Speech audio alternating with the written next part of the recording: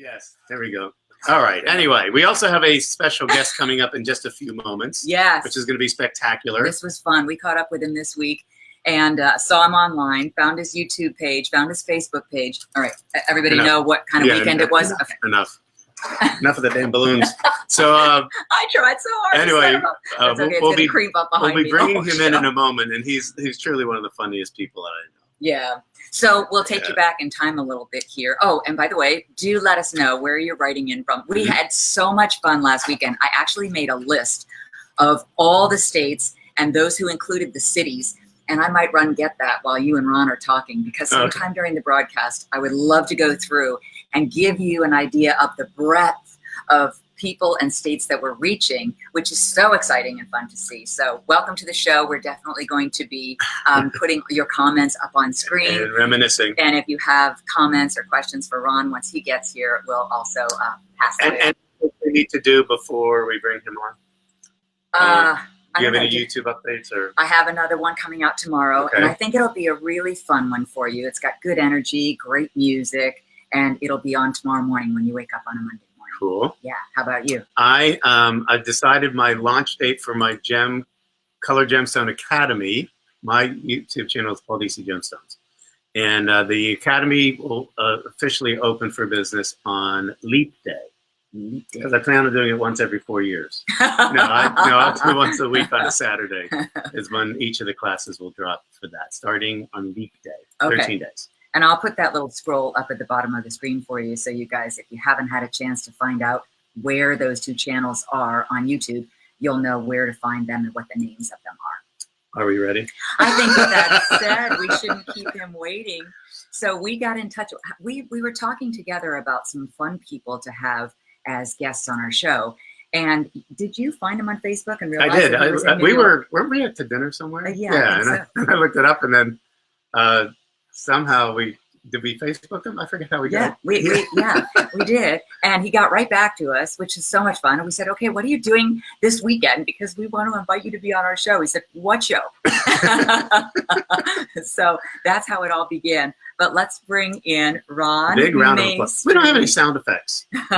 No, I know. Yeah. Like a drum roll, please. There he is. But there he is. He's Hi, live on Ron. Hello. How are you? I'm fine, thank you. That was a wonderful introduction.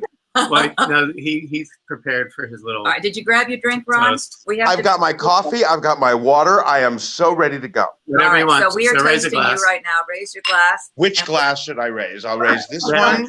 Yes. I also have this one. Yeah. Oh, wow, that's fancy. I'm ready for your shot. Oh, awesome. This is wonderful, and so are all of our viewers and watchers. And hopefully, I see that Lori Searcher says Illinois here. Illinois. In the house, exactly. And hello from Carlsbad, Esther Chambers. Yes. Hi, honey. Austin, Texas is hello here from too. Austin, Texas. Looks beautiful there. I'm in New York City. Would you like to see my weird apartment? Yes. Oh, yes. Show us. Okay. Now, I want you to have the setup, first of all. When you walk in, first impression. You walk into the apartment. There it is. I know no bedroom is complete without Wonder Woman stuck on the wall. I had to have a 40-inch diameter clock on this wall. We have that clock. We do still have it. It's in the office. This is my view. I'm on the 6th floor. I am right next door to Madison Square Garden. Well, about 5 blocks away. And right down the street from everything. It's so wonderful. This location is perfect. And it's great. This is a new building. They serve brunch every day. What? Really? So, yes, it is. And then, of course, we have, well, that's it. I'm not going to give you any more. So it's a studio apartment. It's very fun. And the best part about it is it's convenient. Yeah. I don't have to have a car in New York City. That's awesome. Yeah, that's the best way to live. Our son lives there, and he had a car, and we gave him when he graduated high school, and then he gave it back to us. I'm like, no, that's yours. Do it, sell it, get furniture. He's like, no, what am I going to do with the car in New York? Right. Right. Exactly. You either walk or you take the train. Right. Yeah, exactly. Or a taxi. And if the you taxis are very inexpensive. All that stuff. Yeah. So just so everybody knows, before the show, I went on and put a little post of Ron and his illustrious career on both Q2 and QVC. So it's probably going to be the link right below this live broadcast. When we click off, you can go back through and watch it. It's actually on Ron's YouTube page. And Ron, take us back in time, because when Q2 first started, was that in the early 90s, like 92, 93 or something? Yes, it started in New York. They wanted to have a channel that appealed to a younger, hipper QVC audience. Gotcha. In other words, a younger demo. Right. And it didn't work. Oh. And they did it live. They tried it. It was maybe it was because the distance between QVC proper, which was us, and then them, which was New York. We were in Westchester. So they shut it down. What happened was Sean Tracy was asked to bring it on based from QVC Studios in its own little area, and different. What can you do with this? And what they came up with was, why don't we do reviews of all the most popular QVC products? I decide, let's put this vacuum through its test. So let's take some tacks and put that on the floor. Well, I've got some kitty litter. Let's throw that on the floor. And I was throwing things on the floor, nails, and live QVC, I turn on the vacuum, and as I'm rolling over all of that stuff, it all goes grinding into the vacuum. It makes this incredibly loud noise. Smoke starts billowing out from the bag because it was powder from the kitty litter, and it looks like I am blowing up QVC. I said, and I'm live, and I go, I turn off the vacuum, I look at the camera, and I go, oh, I think I forgot to put the bag in. We'll be right back. Well, it was the only thing I could do. Anyway, like 5 minutes later, the thing goes on live QVC TSV. I got in so much trouble. So we're looking out for the TSV theme, and you're right, we were not allowed to say that on air, which I really did think was funny. It's called QVC, but we can't say TSV. Yeah. But what was really funny was what they would have is infomercial products, and we were never allowed to say that it was, you saw this on an infomercial. Right. So anyway, for those of you that don't know, the host had to have a monthly TSV meeting to talk about the upcoming products and how we're going to all get together in the genius of our brains and come up with the pitch that would be the best way to sell an item. And I'll never forget this, because this is what endeared Ron to me probably forever. So everybody knows Dan Hughes, the morning show guy. Is he still the morning show guy? I think so. Yeah. So anyway, he's talking about, we had a Bushnell telescope. And he goes back and he says, I don't want to be corny or anything like that, but I think that when we're selling this, we need to say that when you look up at that star or you look up at the moon, this is the same sky they were looking at when Jesus was born. And there was sort of dead silence in the room. And Ron, in his inimitable style, says, come on, let's all grab hands and sing Kumbaya. And I lost it. And do you remember that, Ron? I do now. and I think Delmeyer and I were tickled the most, and we couldn't stop laughing. And then I forget when, but it was maybe a year or 6 months later. Then you exited to do your game show, and I just remember Delmeyer coming up to me and saying, "Listen, we need to all donate a portion of our salaries to Ron so he at least just comes back for the meetings." I don't know if you know that Rick said that about you, but he did. Oh, that's so nice.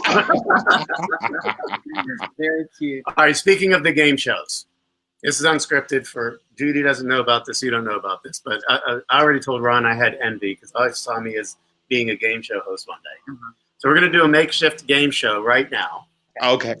And I'm glad that you talked about newer and hipper, because I'm going to call this game show, Have I Become My Parents? Okay.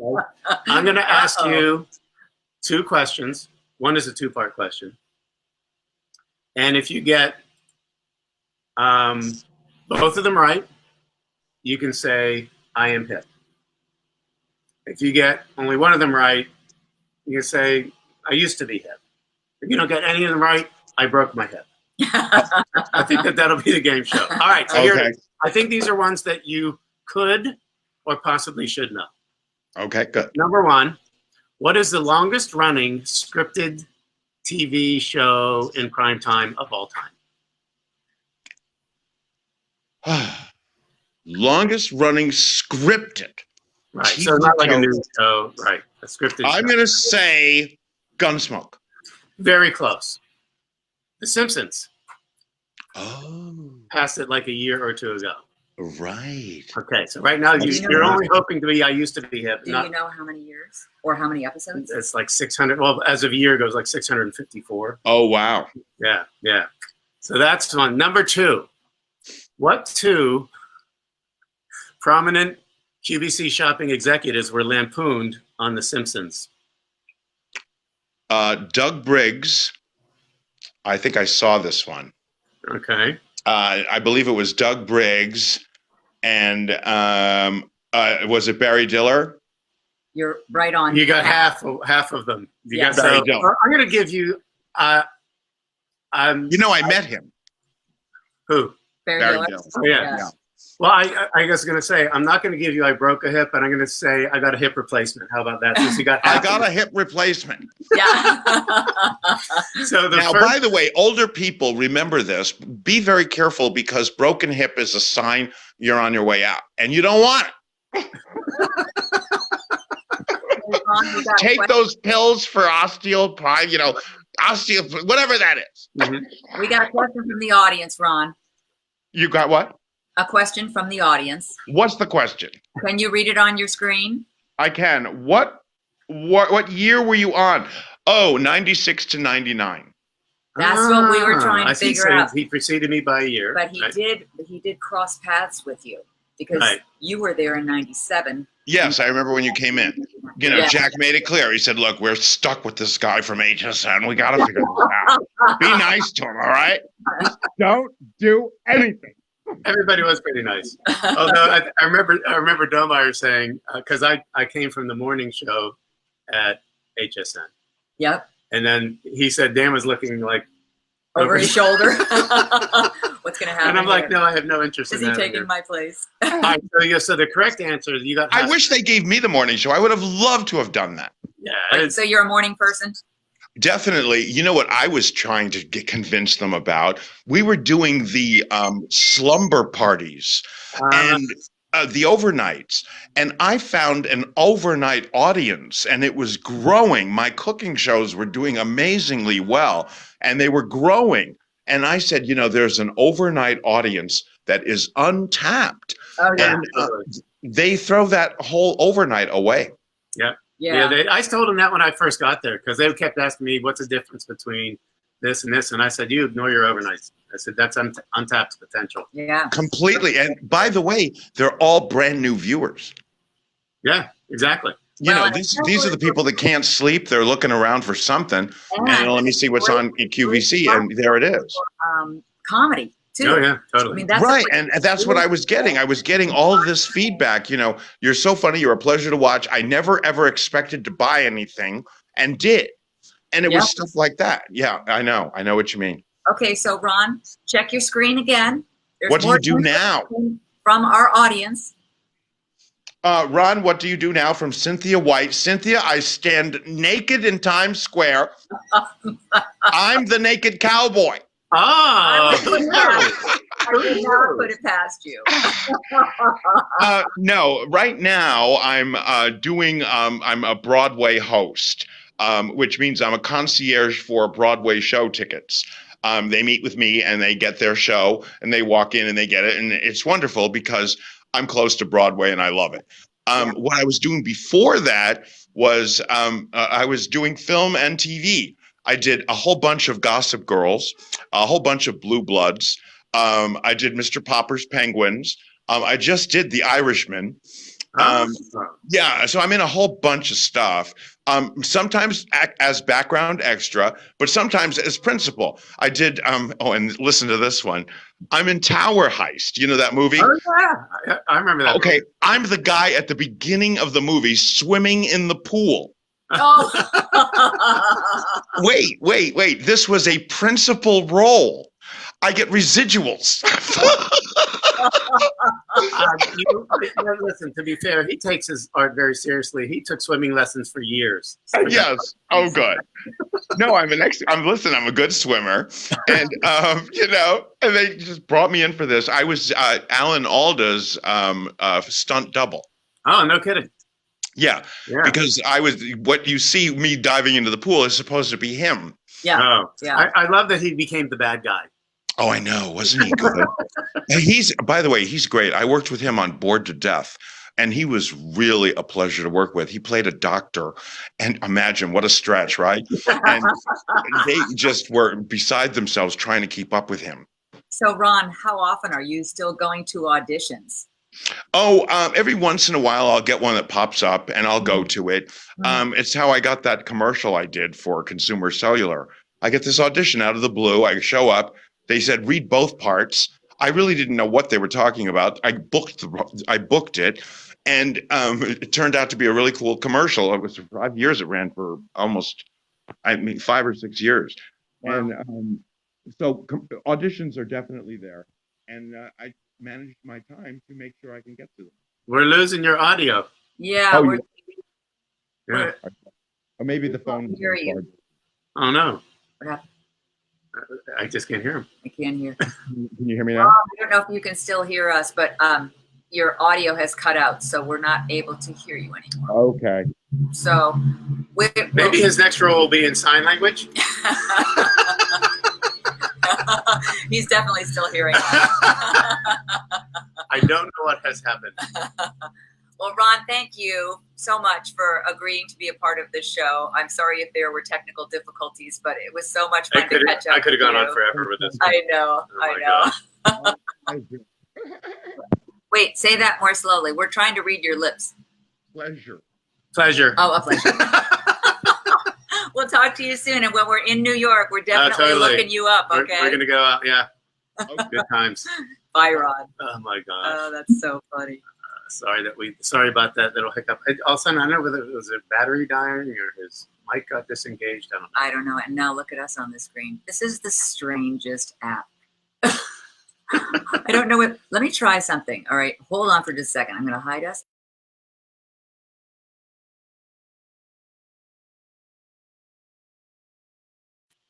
We're back. We're back. Anyway, that was a pleasure. That's Ron Maestri, and he truly is a very fun. He's a comedic genius. Yeah. He's just a barrel of laughs. So a lot of you were asking questions throughout, and he was full of stories.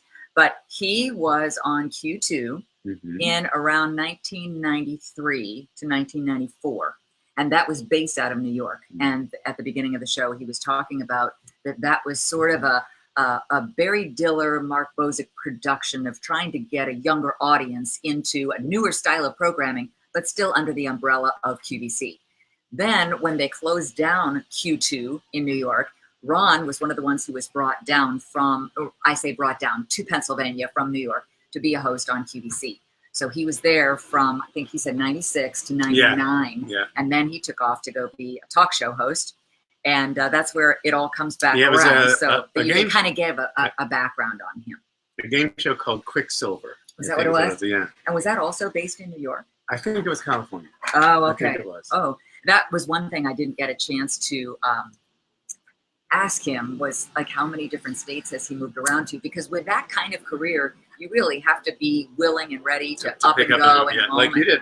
Exactly. Yeah. That was my whole career in TV too, just being willing to go and move and start over again. I wanted to ask the one question because I know that he would dish, most favorite, least favorite guest. I wanted to ask that too, and then his audio cut out. No, was a shame. That is a shame because I would have loved to hear his answer on that. Yeah. But he was quick. I'll tell you what, he was just amazing. Yep, very funny. That was fun. So, and then the other thing that I just want to remind you is that after this show is over, if you want to look on my page, and just scroll down a little bit, you'll see an introduction of him.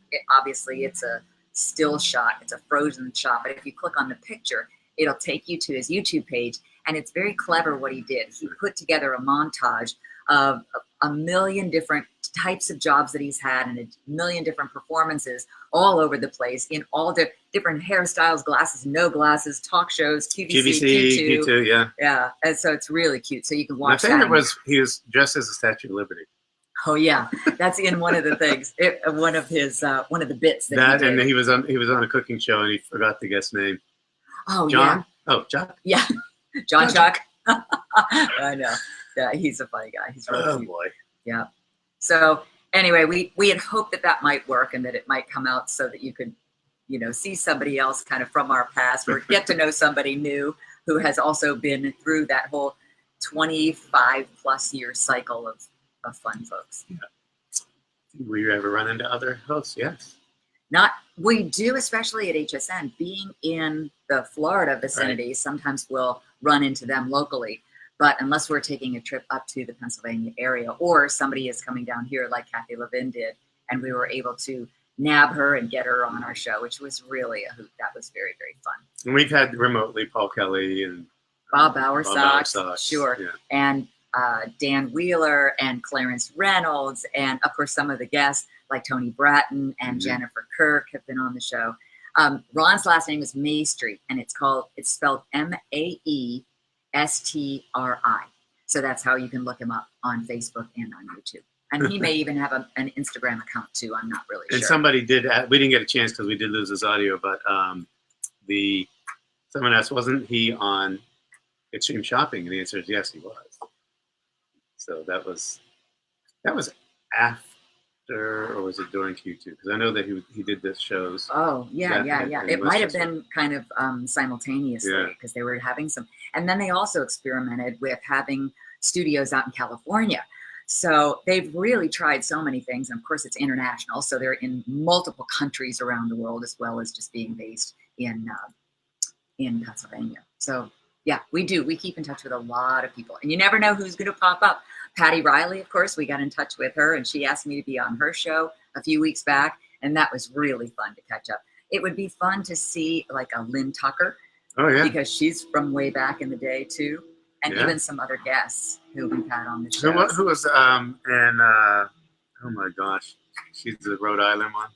Jennifer? No, the former host at QVC. Oh, Patricia Bastia. Yes, Patricia Rinaldi Bastia. Yeah, I had fun because when I started, I was doing all different type of shifts, and I would occasionally work with almost everybody.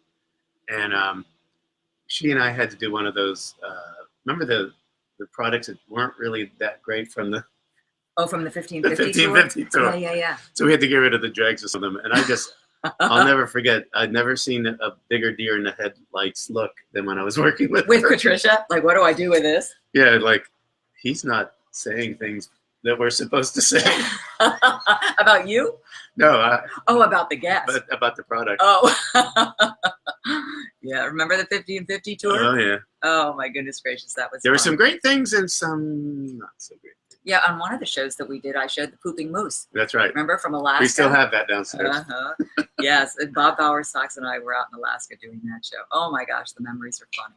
Very, very much fun. But it always goes by very quickly. Too fast. Yeah, way too fast. And I'm sorry about I saw at the beginning of the show that you talked about some freezing happening. It's interesting because before we try to do these shows, especially if we're going to include somebody else in them, and there are a lot of technical issues that you want to try to overcome, and he couldn't see us in the broadcast. So we hung up, and then Paul and I practiced at home to see if we could get somebody else in the broadcast. Sure enough, it worked. I said, okay, Ron, we've got it up and running. And he said, oh, that's great. I can see you. So we did that again this time. And then unfortunately, the same thing happened. So I'm not sure what the hiccups are and what that's all about, but just trying to iron it out the best that we can. The other thing is sometimes when you bring another guest in from another location, you don't know what kind of signal they have. That's true. Are they using Wi-Fi? Is there video buffering? Are they using an Ethernet cord? And a lot of times that can affect the whole show. So just trying to let you know, being full disclosure, what goes on behind the scenes even for us. So is there anything else that you can think of? No, I think that's a wrap. Okay, sounds good. So we'll be here because I know it's been a rare stretch, but we're in town. So we'll definitely, unless something crazy pops up, be here the same time next I week. love it.